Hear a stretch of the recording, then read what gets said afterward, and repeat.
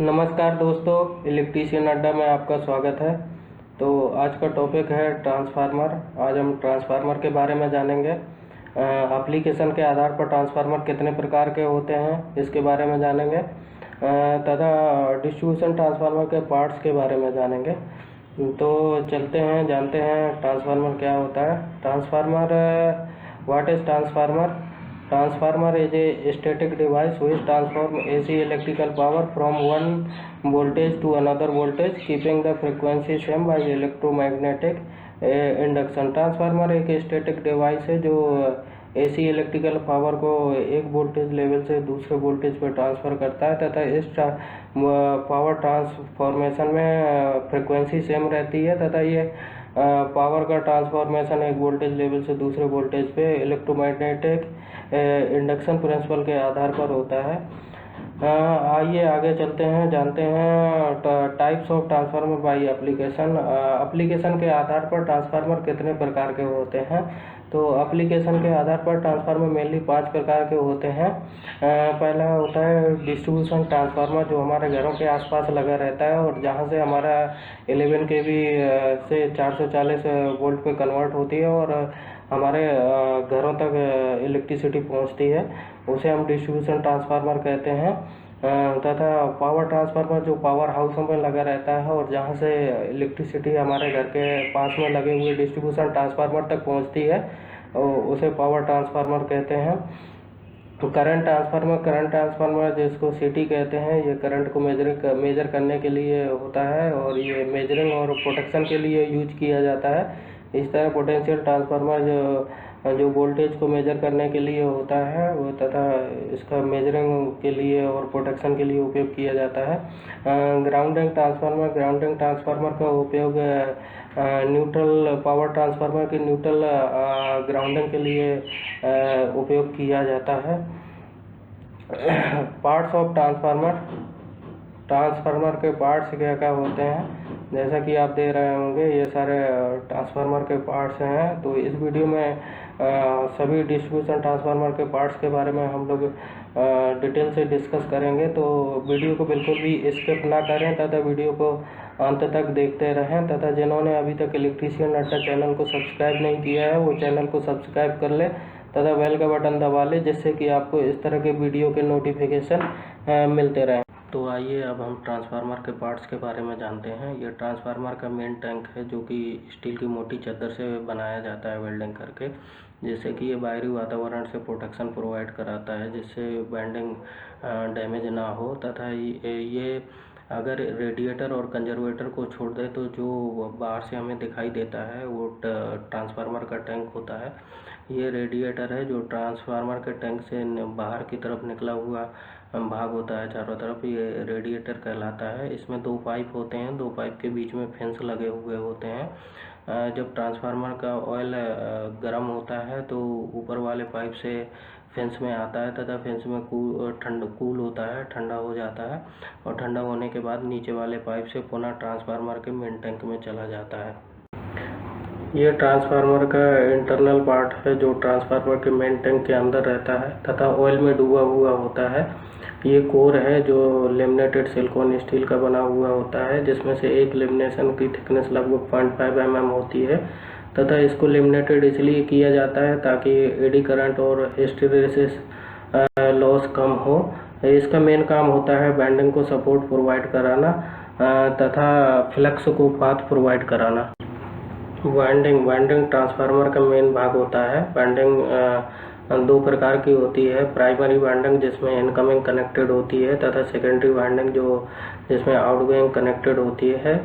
तथा winding copper की बनी हुई होती हैं, कॉपर वायर से बनाई जाती हैं, तथा छोटे ट्रांसफार्मरों में एल्युमिनियम वायर का भी उपयोग किया जाता है। इसमें जो लो वोल्टेज की वाइंडिंग होती है वो अंदर की तरफ कोर के पास होती है, तथा जो हाई वोल्टेज की वाइंडिंग होती है वो बाहर की तरफ होती है। अब जानते हैं कंजर्वेटर के बारे में। कंजर्वेटर एक छोटा सा टैंक होता है जो मेन टैंक के ऊपर लगा रहता है, तथा ये एक पाइप के थ्रू मेन टैंक से जुड़ा रहता है। कंजर्वेटर टैंक का मेन काम होता है कि ट्रांसफार्मर के मेन टैंक में ऑयल की कम ना हो, क्योंकि ट्रांसफार्मर की वाइंडिंग हमेशा ऑयल पे डूबी हुई होनी चाहिए। तो उसके लिए एक एक्स्ट्रा टैंक लगाया जाता है जिसको हम कंजर्वेटर टैंक कहते हैं।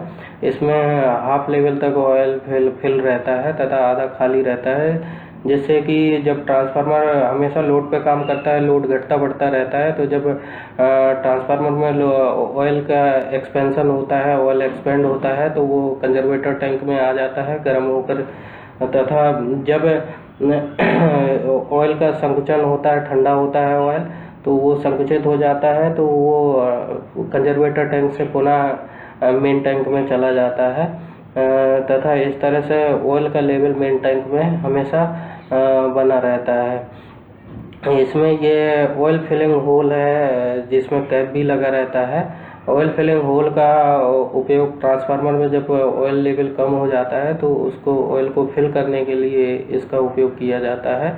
इसी तरह से ये ड्रेन प्लग है, जब कंजर्वेटर से तेल को खाली करना होता है तो इसे खोलकर यहाँ से ऑयल को खाली किया जाता है।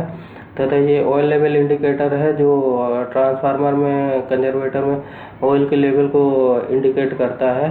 तथा इसी तरह से ये ब्रीदर है। ब्रीदर का मेन काम होता है जब ऑयल गर्म होके एक्सपेंड होता है तो कंजर्वेटर के में आता है तो एयर बाहर की तरफ आती है, तथा जब ये ठंडा होता है, संकुचित होता है, तो ये बाहर की एयर कंजर्वेटर में अंदर जाती है।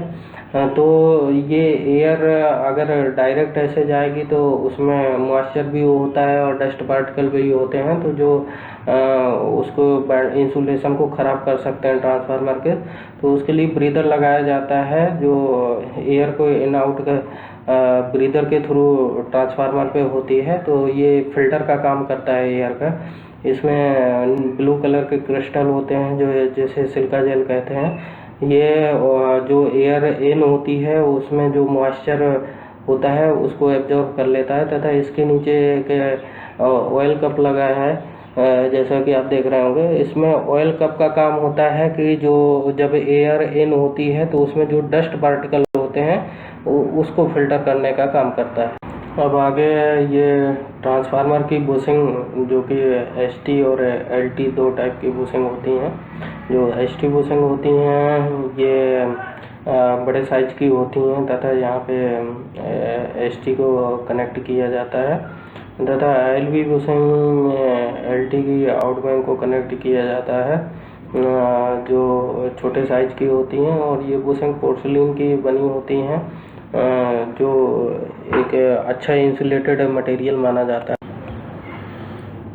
इसी तरह से ये टॉप फिल्टर वाल्व है जो ऑयल फिल्ट्रेशन के लिए उपयोग किया जाता है। ये बॉटम फिल्टर वाल्व है जो जिनका दोनों का उपयोग फिल्ट्रेशन के लिए उपयोग किया जाता है, तथा बॉटम फिल्टर वाल्व का उपयोग ड्रेन वाल्व की तरह भी उपयोग किया जाता है। जब मेन टैंक का ऑयल खाली करना हो तो इसका उपयोग किया जाता है, तथा ट्रांसफार्मर के ऑयल का सैंपल कलेक्ट करना हो टेस्टिंग के लिए तो यहीं से ड्रेन वाल्व से, बॉटम फिल्टर वाल्व से ही कलेक्ट करते हैं। तथा ये लिफ्टिंग लग्स हैं, ये दोनों तरफ ट्रांसफार्मर टैंक के दोनों तरफ दिए रहते हैं। जब ट्रांसफार्मर को ट्रांसपोर्ट किया जाता है तो इसको उठाने के लिए क्रेन की मदद से वो यहीं पे फंसा के सीलिंग को उठाया जाता है। तथा ये न्यूट्रल अर्थिंग है, बुशिंग है, जहाँ पे न्यूट्रल की अर्थिंग को कनेक्ट किया जाता है। तो ये टॉप कवर लिफ्टिंग लग्स है जो टॉप कवर को उठाने के लिए उपयोग किए जाते हैं। जब टॉप कवर को मेंटेनेंस के लिए खोला जाता है या इसके अंदर कोई रिपेयरिंग करनी है उसके लिए खोला जाता है तो इसको उठाने के लिए इनका उपयोग किया जाता है।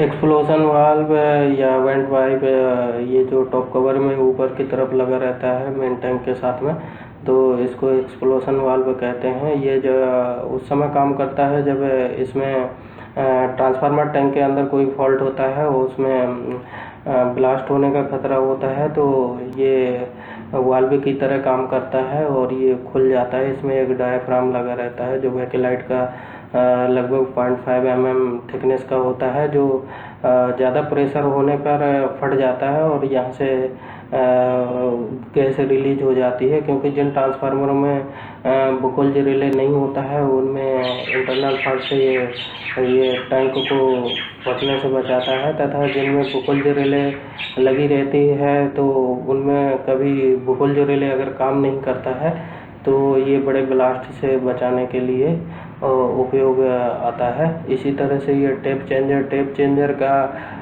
काम है टेप को चेंज करना, तो ये बाइंडिंग के टेप को चेंज करता है।